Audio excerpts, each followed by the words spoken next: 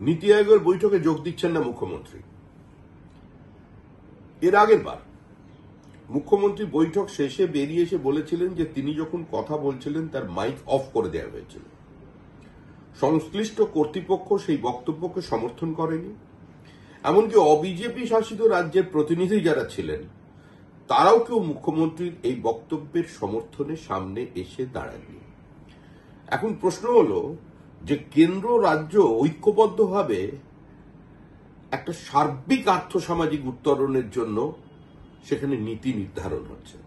পশ্চিমবঙ্গে এমনিতেই পিছিয়ে পড়েছে, লক্ষ লক্ষ মাইগ্রেন্ট লেবার, অল্প বয়সী ছাত্রছাত্রীরা তারা এ রাজ্যে পড়াশোনা করার ইচ্ছা নেই, ভিন রাজ্যে চলে যাচ্ছেন। এই রাজ্য থেকে মেধা অন্য রাজ্যে চলে যাচ্ছে। রাজ্যের শ্রমিক পর্যন্ত আজকে অন্য রাজ্যে কাজের খোঁজে চলে যাচ্ছে।